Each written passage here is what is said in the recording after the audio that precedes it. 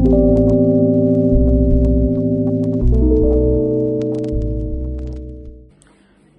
day, everyone. My name is Richard Kweku, level 200 student of University of Education, Winneba History Department, and today I'm here to talk about how gender roles, marriage, and household family structure have changed in post-colonial Africa. And colonialism significant altered African societies, reshaping traditional gender role, marriage custom, and family dynamics. Yeah, and even after independence, African families continue to evolve due to urbanization, education, economic change, and global influence. This presentation will cover gender roles, marriage, tradition, family structure, and the impact of modernity on our African household. So we start with before colonialism, gender roles were shaped by cultural traditions, economic activities, and spiritual beliefs. And many societies had clear rules for men and women, but women also had significant influence in trade, politics, and family. And colonial rule introduced Western patriarchy, which often restricted women right to property, education, leadership. And in post-colonial Africa, gender roles are changing due to education, career opportunities for women, economic hardships leading to share responsibilities between men and women. And also we talk about marriage is still a key social institution by tradition, but traditions have changed over time. So we also talk about the types of marriages in post-colonial Africa. We talk about traditional marriage, that's the arranged marriage, polygamy, bride price, and we also talk about religious marriage, that's of Christian and Islamic and indigenous spiritual ceremonies, and we also talk about the legal marriage. Legal marriage is a legal recognized union between individuals governed by the laws of the jurisdiction in which it takes place. It involves specific requirements before, during, and after marriage, include provisions for divorce if the marriage ends. Most countries set the minimum age for marriage at 18, but some allow younger age with parental or judicial consent. Many legal systems prohibit marriage between close relatives, example, siblings, parents, and children, registered with government authorities to be legal valid. Depending on the jurisdiction, properties acquired during the marriage may be considered jointly owned. Some countries consider all assets acquired during marriage as shared property, while others treat assets as belonging to the individual who acquired them. When divorce takes place, courts divide marital properties and financial responsibilities. One spouse may be required to provide financial support to the other. A spouse may revert to their previous surname.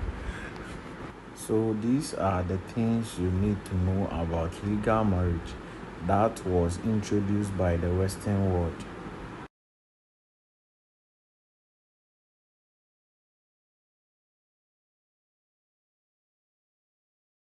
that's influenced by the Europeans' legal system. Then we also move to changes in marriage custom, changes in marriage custom, and we also have to talk about some cultures are moving from the bride price, the polygamy, whilst others include traditions. So we have to also talk about the intercultural marriages. Intercultural marriages are increasing due to globalization, and I will also talk about household and family structures in post-colonial Africa. And we start with the extended family system. The extended family system was foundation of African societies before colonial. The colonial influence promoted nuclear family, especially the urban areas. So that means before the coming of the Europeans to Africa, extended family was the foundation of Africa societies before colonialism. So let's take a look at this picture. You can see that the extended family does not consist only of the mother, the father, but also consists of a lot of people. You can talk about aunties, uncles, grandparents, a lot of people, and also people who are married in the family. So we also talk about the African structures in post-colonial Africa.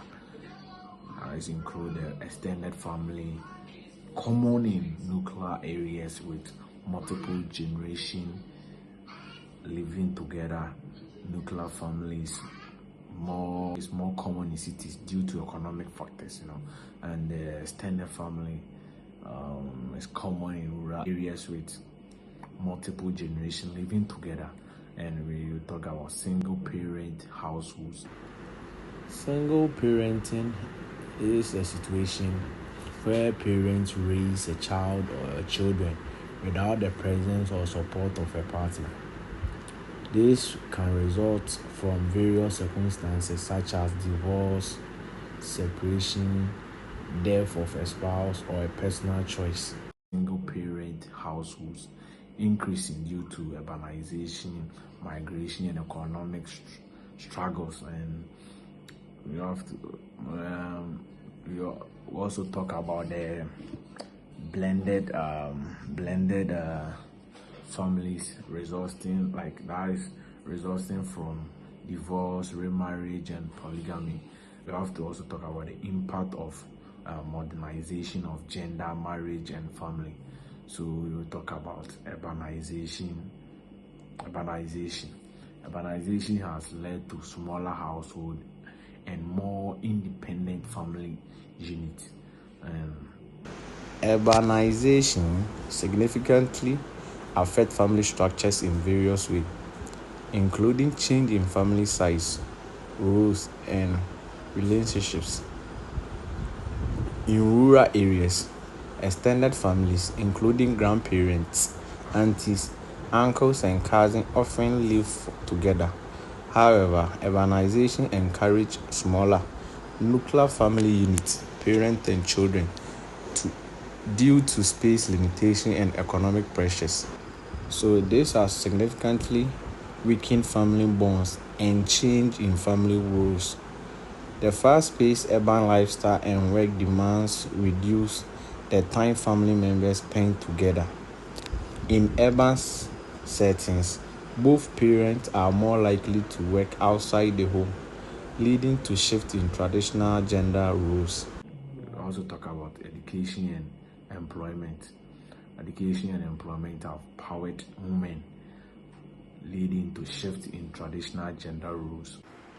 Gender roles refers to the societal expectations, norms, and behaviors that are traditionally associated with being male or female in a given society.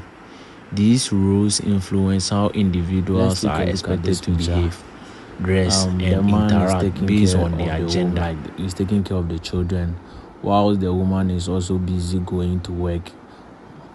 But at first, the woman was the one who's supposed to take care of the home, children, like cook for the husband, and the man was the one who's supposed to go to work.